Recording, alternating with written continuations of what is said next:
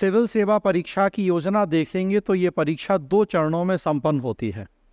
प्रारंभिक परीक्षा और प्रधान परीक्षा या prelims exam and mains exam. जो प्रारंभिक परीक्षा होती है उसमें 200-200 नंबर के 2 प्रश्न पत्र होते हैं। दोनों प्रश्न पत्र वस्तुनिष्ठ प्रकार के या ऑब्जेक्टिव टाइप के होते हैं।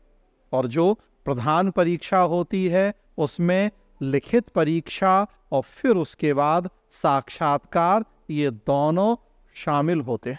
प्रारंभिक परीक्षा की अगर हम बात करें तो पहला पेपर सामान्य अध्ययन या जीएस का होता है।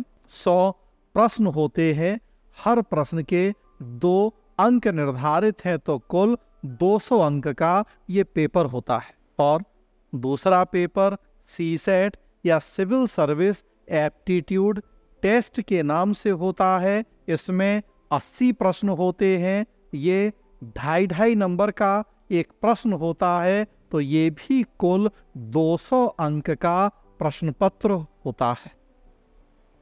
सीसेट क्वालिफाइंग प्रकृति का है, मतलब इसको जब आप पास करते हैं तभी जो फर्स्ट पेपर है जीएस का उसकी कॉपी चेक होती है और जीएस में मिले नंबरों के आधार पर तय होता है कि आप प्रारंभिक परीक्षा पास करेंगे या नहीं करेंगे। वैसे आप देखेंगे ओवरऑल प्रारंभिक परीक्षा का नेचर क्वालिफाइंग है। क्वालिफाइंग का मतलब कि प्रारंभिक परीक्षा में आपको कितने नंबर मिले, ये नंबर जुड़ेंगे नहीं आगे मुख्य परीक्षा और इंटरव्यू के नंबरों में। बस प्रारंभिक परीक्षा के नंबर इतना तय करेंगे कि आप परीक्षा पास कर रहे हैं और या पास नहीं कर रहे।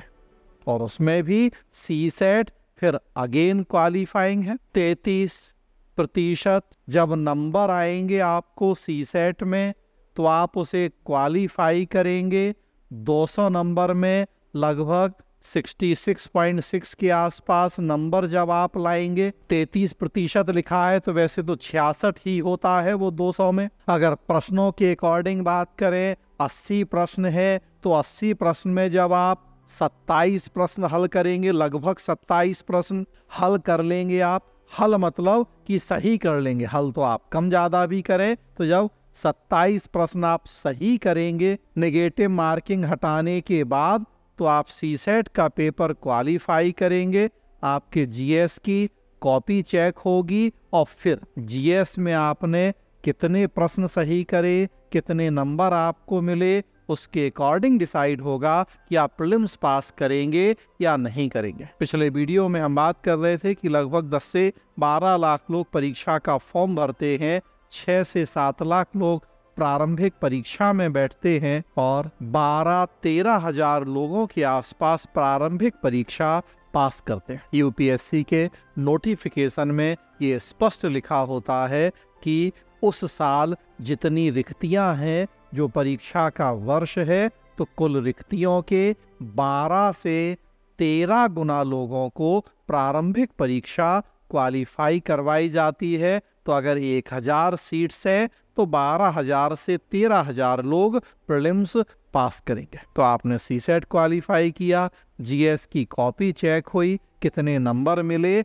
अब ऊपर से जो 12-13,000 लोग हैं वो क्वालिफाई हो जाएंगे। रिजर्वेशन के अकॉर्डिंग चीज़ें वहाँ डिसाइड होंगी। अगर 2023 के जो यूपीएससी ने कट ऑफ लिस्ट जारी की है उसको आप देखें तो जनरल कैटेगरी में जिन लोगों ने 38 क्वेश्चंस सही किए थे, मतलब 76 नंबर के आसपास जिनको मिले, वो प्रारंभिक परीक्षा पास कर गए। 100 में से 38 प्रश्न। और एसटी कैटेगरी में तो केवल 24 प्रश्न जिन लोगों ने सही कर दिए, मतलब 48 के आसपास अंक आए, वो लोग भी प्रारंभिक परीक्षा पास कर गए।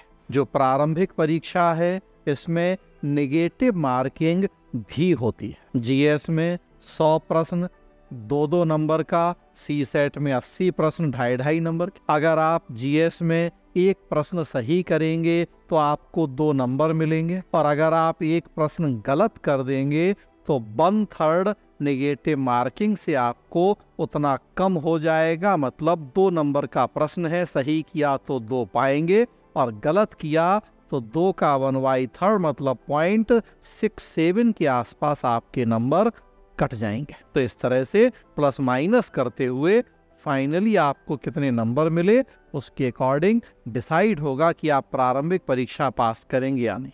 पास कर लेंगे तो फिर अगली स्टेज मुख्य परीक्षा, उसमें लिखित परीक्षा में आपको शामिल होने का मौका मिलेगा।